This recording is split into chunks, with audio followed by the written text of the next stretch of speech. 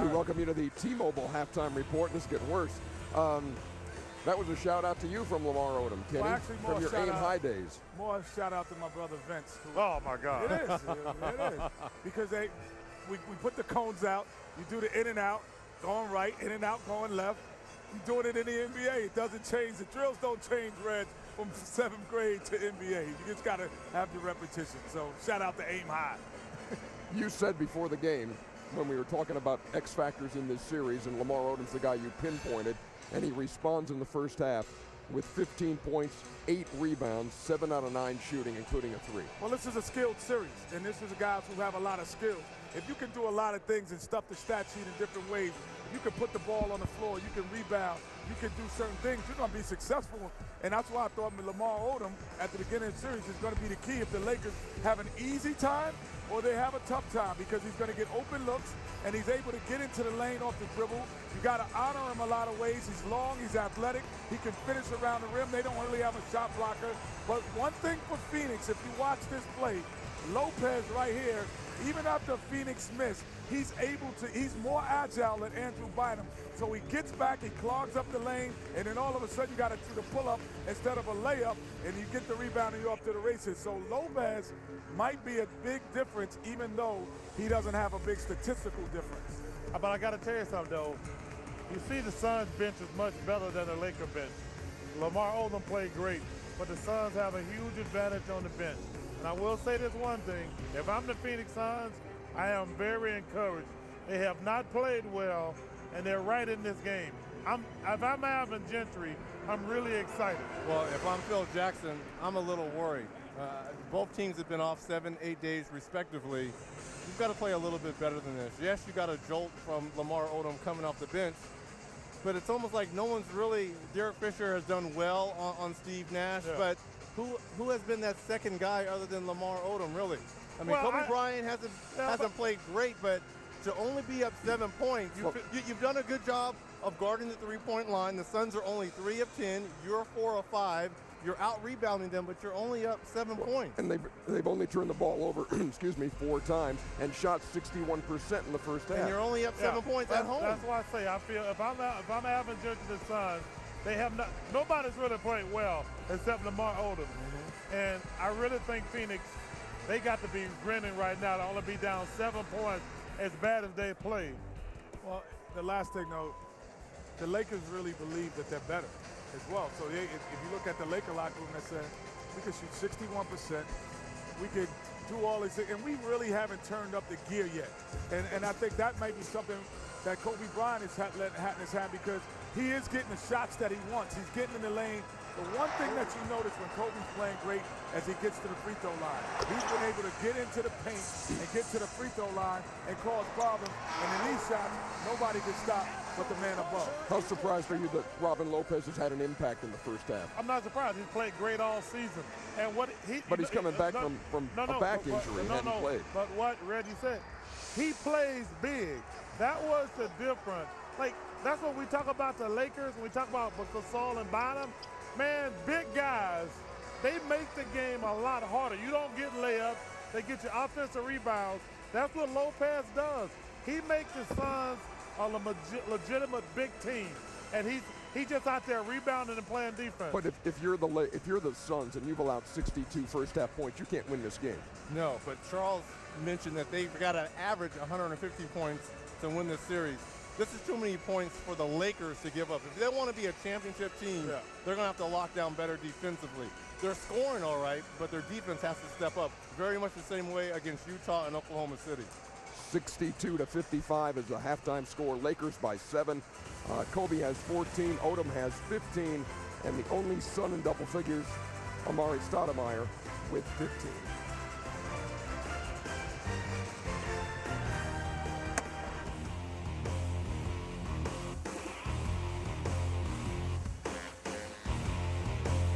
Welcome to the T-Mobile Halftime Report, live from the Western Conference Finals. Connect as much as you want with affordable family plans from T-Mobile.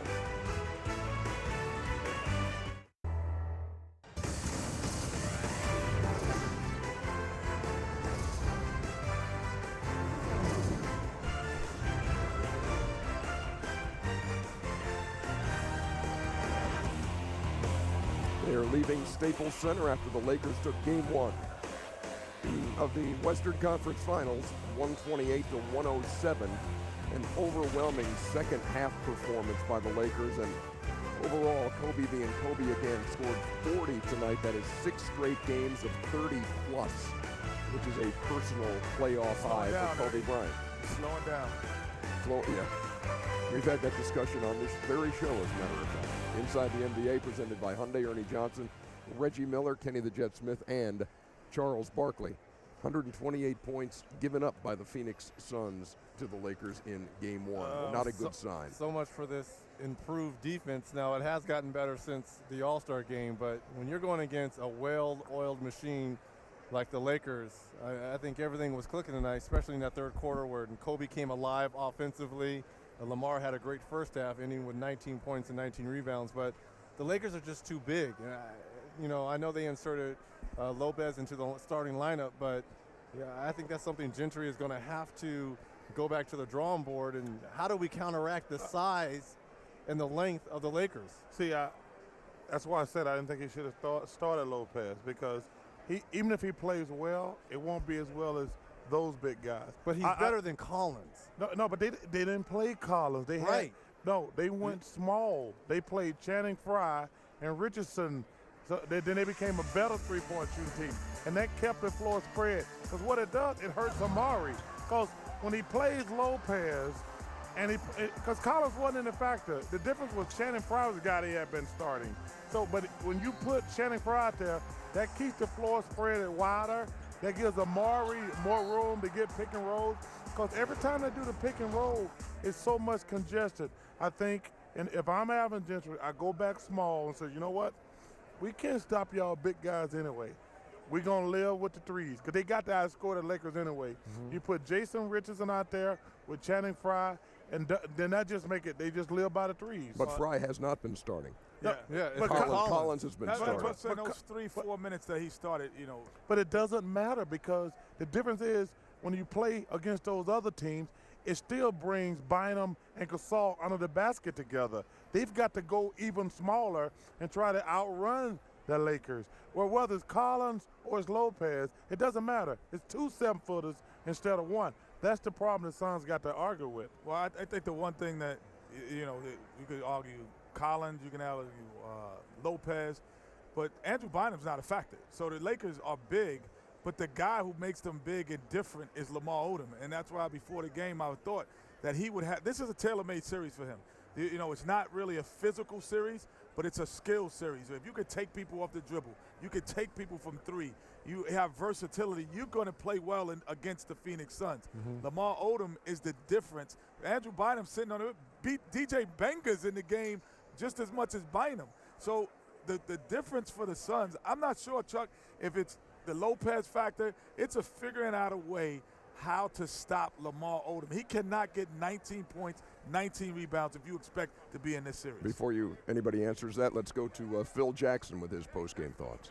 Felt like he got exactly what he had to have, the amount of rest and the amount of shooting that he had to have. He did eliminate practices, but he took some shooting practice out there and stayed on top of what we were trying to get done in practice. So, he was attentive and I thought, involved. So, we were concerned that maybe his shooting wouldn't be as keyed, or everything wouldn't be, his reactive time was going to be a little bit off, but it wasn't.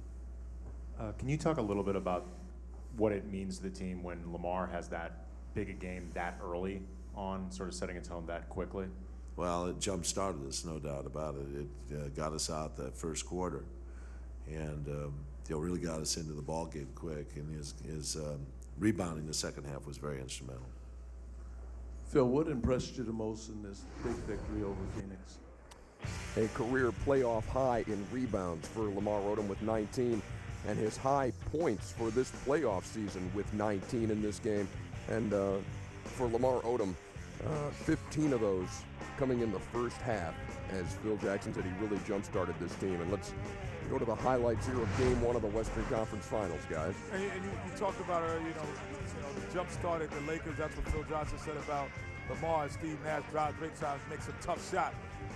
But it's like double dutch. He double dutched into this game very easily. You ever see the kids play double dutch outside and you see a guy waiting to jump in? Lamar Odom's that guy waiting to jump in. So as soon as he jumped in, he's just right in the mix and right on turn. He doesn't have to get warmed up against the Suns. And then Ron Artest early hit a couple threes, but was a reluctant shooter for the rest of the game. But see, now he gets to dribble. He gets to dance. He used to move around, get in the lane. He doesn't do this against other teams because other teams play a different style. Well, I'm just wondering, how are the Suns going to play better? They almost shoot 50%. They got 25 assists, which means they're passing the ball to one another. Now, they didn't rebound well. We talked about Lamar Odom having 19 rebounds. The starting 5 for the Suns had 20 total, so they've got to rebound better. But and they got to shoot the 3 better. Obviously, they were 5 out of 22. That's their key is shooting the 3. And what did we say about the Lakers? They're the #1 team that takes away the 3 against anyone. But one of the points I was trying to make, they can't do anything better but shoot 3s. That's why they got to go smaller with Lopez, take him out the way and go smaller. That is the only thing they can do. But weren't you the one person a few years ago when Avery Johnson made that big change in this lineup going against the Golden State Warriors? You said, oh, you're showing your hand. You can't. You won so many games. You can't do that. That's what I said before. If they go small against the Lakers, you saw what they did against Utah and how small they were. You're just going to pound them to death down low. But that's the only chance they got, Reggie, of outrunning the Suns. They're not going to beat the Suns. That's what you said. What you said, they played pretty good except for this. Mm-hmm. The only thing they can do is shoot the 3 better. And that's Channing Frye, and that's Dudley, guys like that. How about Kobe Bryant's 3rd quarter? I mean, you could see it coming. You know, it was an avalanche coming, and you just was in the way. If you're the Phoenix Suns, he shot the ball so efficiently in the first half, and he had the bounce in his step. He was able to make that second effort. That's how I notice if guys are getting it done. When you get covered here, you make the second effort to cut to the basket. The first effort was covered. Most guys, when they're not having a great night, will allow you to cover you that first effort. He had 21 in the 3rd quarter. And let's say this. Kobe Bryant has not practiced the last 6-7 days for the Lakers, but that does not mean we know Kobe. Oh, he's been shooting. He's been shooting. He rents out gyms. Him and his trainer, they put up anywhere between 500 to 1,000 shots. So it hasn't been like Kobe's been sitting on his couch somewhere chilling with his leg up after being drained. Kind of like you and I've been doing. Exactly. So I think Goes 13 for 23 from the field. I think the other thing is, because Bynum's not really playing, I think that's why Alvin Gentry feels that Lopez is going to make a difference. But in the same token, you just have to defend better. But and the more things, like Charles, I will agree with you. You just have to score. And that's their only chance. They shot 58%. No, the Lakers. The Suns are never going to be a great defensive team. What I'm saying, the only thing they can do is speed the game up and try to make more 3s. They're not going to win like this. You see Amari Stoudemire with 23 on the night to lead Phoenix, and he is with Craig Sager. Well, thanks, AJ. Charles Barkley just said, obviously, you guys want to speed the game up, but you gave up 128 points. What was the problem with the defense? Yeah, we didn't play well. We went over strategies before the game. We didn't quite execute those. We gave up too many middle drives. We didn't quite close out well on a few shooters. So Ron Artest and Lamar Odom hit a couple unexpected 3s out there. So, got to do a better job Wednesday. What about Lamar Odom? 19 points, 19 rebounds, coming off the bench. You had to guard him sometimes. Why was he so effective tonight? He did a great job the first half. I think second half we did a pretty good job on him offensively. He was able to get some boards. He comes in, he's long, reach over the top, you get a few boards. A couple offensive boards hurt us. We got to do a better job of keeping those guys off the boards Wednesday.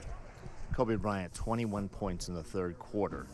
Obviously, one person can't guard him individually, but what do you guys have to do as a team? Well, we got to, Kobe's going to get his numbers. He's going to do that. We got to try to, eliminate the other guys. Lamar just had a great game. We got to do a better job on Ron Artest. A few guys did.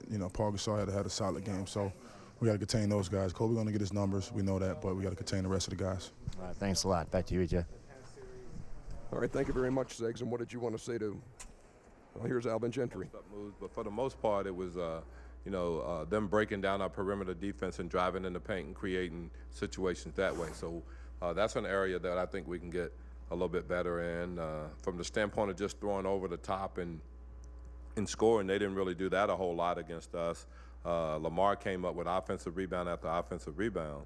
But I think as you watch the tape, and we'll look at that tonight, I thought that the middle drives, by Kobe and by Fish and Shannon Brown and even Farmore, I thought they got into the teeth of our defense much too often and too easy, and that created situations where now we're kind of in rotation, and that's where a lot of the points in the paint came. Next question. Next question. So Al, the Gentry's post-game thoughts, and you see Kobe Bryant now with 6 straight games of at least 30 points here in the postseason. He ended the Thunder series that way, did it in every game of the Jazz series, and opens the Phoenix series in the Western Conference Finals, going for 40. Yeah, and he can average like 35 points easily because of his style of play.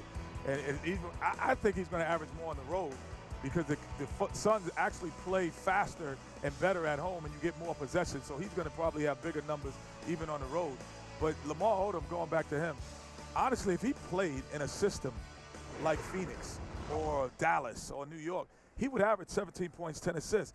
But when he plays in a structured offense like this, with like the Lakers, he's not a guy who can stand up, get stand-up shots, make plays consistently. That's why he's so up and down with the Lakers, and sometimes the Laker fans get frustrated. But you put him in a Phoenix Suns uniform tonight, they might beat the Lakers because he would be a matchup nightmare. This is his game. If he plays well this series, this is going to be an easy series for the Lakers. This was a message game from Kobe Bryant and for the Lakers to the Phoenix Suns, because they wanted to know with the layoff, there's so much talk about the Suns' offense and high tempo and better defense that they're going to have a shot at the Lakers.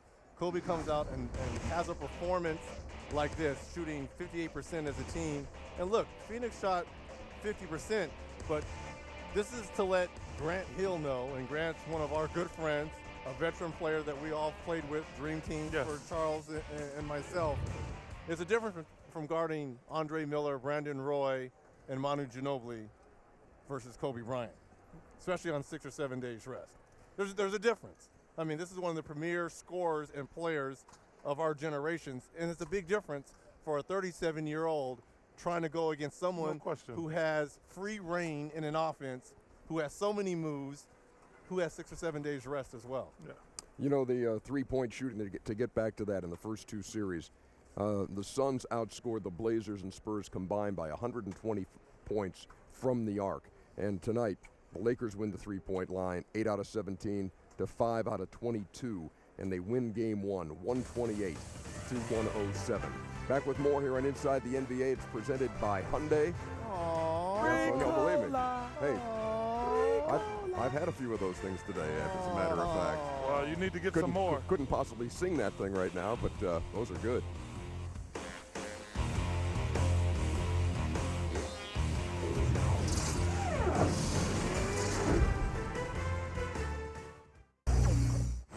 All right, thanks a lot, Ernie. Well, the Magic find themselves in unfamiliar territory. The last time they lost at home was March 14th against the Bobcats, and now I've got Vince Carter. And now that you've had a chance to watch the film and process everything, what stands out about the game? Just the effort. I mean, they delivered the first blow, and not only did they deliver the blow, they really jumped on us. And just the intensity and the level that they were playing, we had to play catch up. You know, it took us some time to realize that's where we need to be to beat this team. Early on, you were very aggressive attacking the the basket. Are we going to see more of that tomorrow? It has to be. If they're going to take the 3-point shots away, I have to just get into the paint and make plays. Not particularly putting the ball in the hole all the time, but making them adjust, making them collapse, and if not, just have to put the ball in the basket. You know, when I'm out of rhythm, I play like a robot, you know, so I think it's just me. I have to get on rhythm, you know, find ways to get the ball, and not get into a wrestling match with those guys. I think that's playing to their advantage. Well, they've got Perkins, Wallace, and Davis, and I know they were being very physical, and KG. So what have you stayed in Dwight Howard's ear about as far as his frustration level and staying in the game? Stay focused, see it through. It's a long series. It's going to be a battle. It's going to be physical, and we're behind him. You know, we're going to help him. We're going to get through this, and, you know, we've done it before. But, you know, we're going to see these things. It's going to be problems, and how do we handle them when there is adversity? All right, thanks for your time. Thanks for having me. All right, EJ, let's send it back to you. Thanks, Geraldine, for that report. Vince Carter, 23 points. He had a good offensive night, but fellas, I have to ask you, Rashard Lewis, Dwight Howard, absent in game 1, what do they have to do for game 2? Well, clearly all the pressure's on Dwight. They're guarding him one-on-one, but that gets those other guys going. That's going to get Rashard going. This is all about Dwight Howard. They're saying, I love what Jeff Van Gundy said yesterday. He said, we give defense credit, hey, Dwight Howard. You're going to be an MVP player. You can't let one guy guard you. It's your job to go out there and kick these guys' butts, so they have to double you. That'll get Rashard going and things like that. You cannot get frustrated. But one guy can't guard a superstar. So basically what you're saying is Dwight Howard isn't a superstar, because that's exactly what the Celtics are doing. He had a tough game yesterday. He's got to slow down. You can't have the turnovers first and foremost. But you can't let one guy guard you. He can't get, that's a flop, number one. I just love what Doc Rivers, you know, if this is so subtle, what Doc Rivers is saying and doing with the Boston Celtics. They said, and Ray Allen mentioned it in his post-game thing, we're not taking away the three-point and giving up anything. We're taking away both. And when you take away, when you have the confidence in your defense that we're not picking out poison. We're going to attempt to take away both. We're going to play it one-on-one in the post, and we're going to take away the three. That's what we're going to, and they did it. They actually went out and did it. But first of all, you're incorrect. They didn't do it yesterday? Yeah, when you play a guy one-on-one, that's picking your poison. No.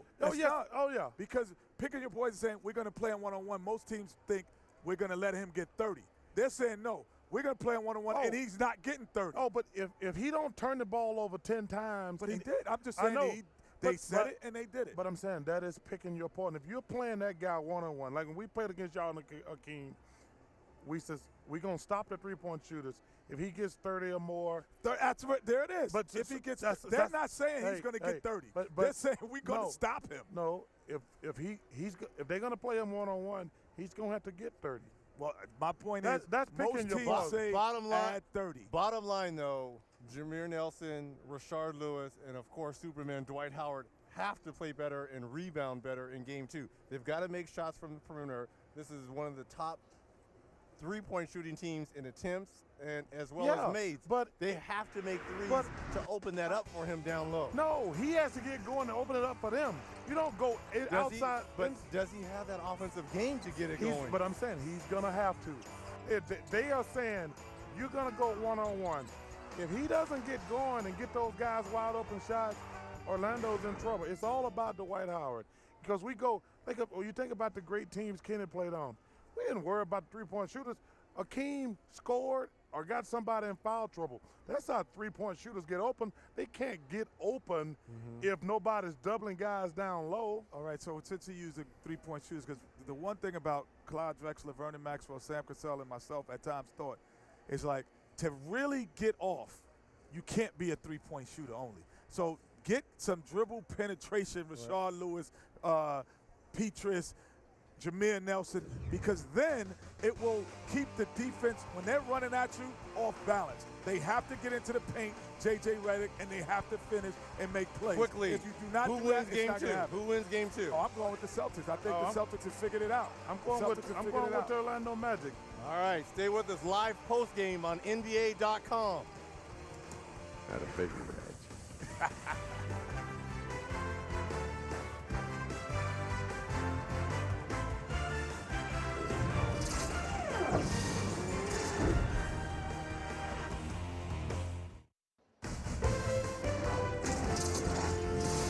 The A-Team, the Lost Auditions. Dude, that tea don't mean no powder. The line is I ain't going on no airplane. I ain't going on no airplane. You know that's a double negative. Shut up, fool! Can I get some more change? I do my own stunts. Penny, can we get the line, please?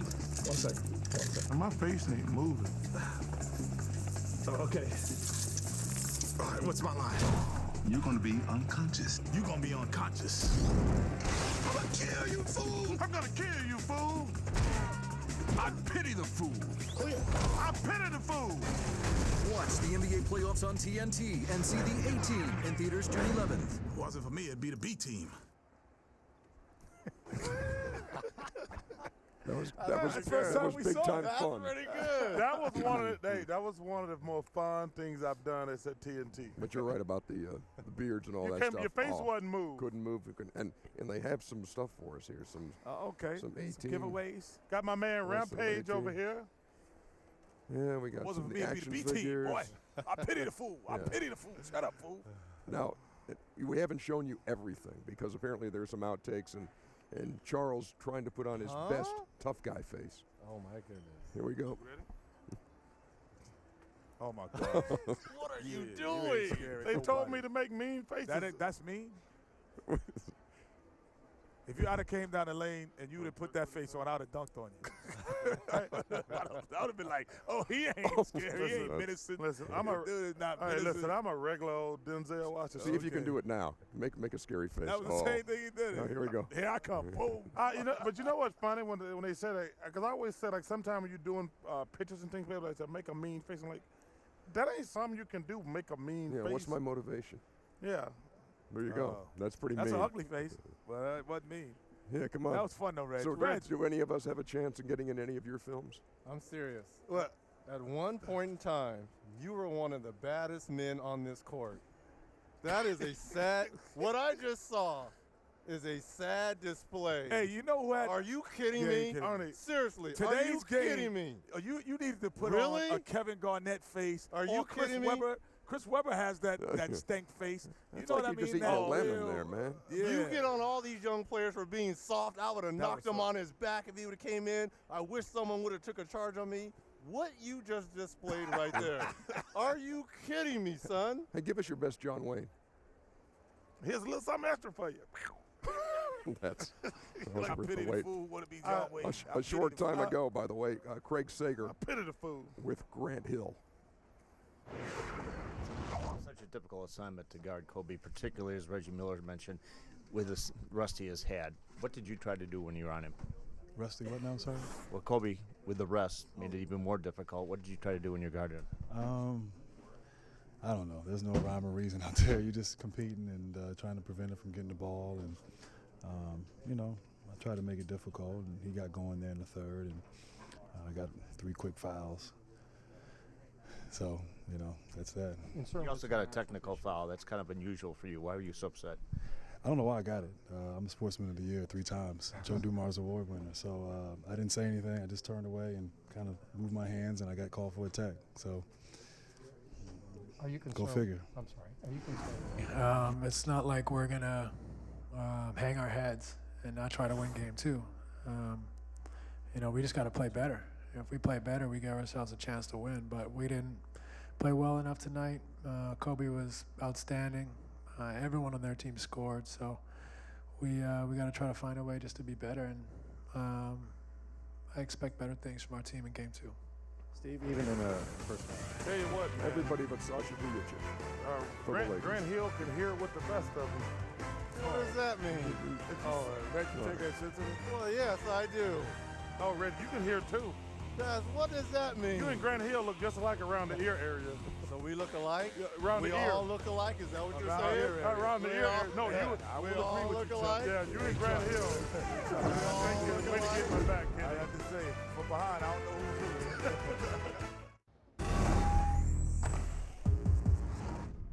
We have to play relaxed and we have to have a good time. We can play hard as heck. We do it in practice all the time. We play hard as heck, but we enjoy playing and we enjoy the practices. We got to do the same thing in the games. We got to enjoy it, but we got to compete like crazy, and then we got to do what we need to do to try to win the game. Sometimes they're just going to be bigger than we are. JD's in there trying to box him out, doing the best he can. Hey, ball goes through the basket. That's one we can't do anything about. That's when we really got to get it out, throw it in, and we got to push it hard, okay? Okay, guys, when we go back out now, we got to keep it right here. We got it at a workable number. You know us now. Hey, 7 points doesn't mean anything to us. We'll have a run where we can score 7. We got to find a way to get the thing to a workable number. Like I said, we got to fight together. We got to stay together, okay? There's a lot of time left, and so what we got to do now is that we got to come up with stops, and then we got to go back down and score. We got to have a run right here. But don't get discouraged now. We can't get discouraged. Hey, guys, there's lessons to be learned now. We still got to play. We got to play out the game, and we got to play it the right way. We'll be okay. I'm telling you guys, we haven't played very good. We got to play a lot better than this anyway. So, hey, but we can continue to play hard. We can continue to compete. Inside tracks of Alvin Gentry, his Suns losing 128-107 in the opener of the Western Conference Finals here on TNT. So here we are in Hollywood, and we had the A-Team thing, and now it's being released on DVD on Tuesday. Tomorrow. Valentine's Day. So when you get back to the room tonight. Got something to look at. There you go. And there's alone. also Blu-ray. He likes chick flicks. Unbelievable cast on that Show film. that sensitive side. And you did the mean face. Let's show and that. there. Show Yeah, that. Show that puppy. Show that lovey puppy. I'm going to do Roy Green. No, don't do that again. We hate that. Hate that when you do Roy Green. Look hungry. There is also there are deleted scenes. Edited scenes? Yeah, and a couple of NBA guys you might recognize. Check it out. So you got you have a little horsey. You got a horsey riding on the rainbow. It's a unicorn. You damn right it is. And you're a grown man, and you can put whatever you want on your body. My name is Kelvin Moore. Okay. If there's any indication, I just made that on Dwight Howard. You don't want this boy? Huh, Mama? Come on, Kelvin, you can take him. But what though, huh? I'm up here though, huh? Ow! They only sent one copy though, so You get it tonight. And then, no, that's okay. We're going to go watch it. I'm not going there. He's ordering room service. You can guarantee that. By the way, coming in 2011 or 2011, if you prefer.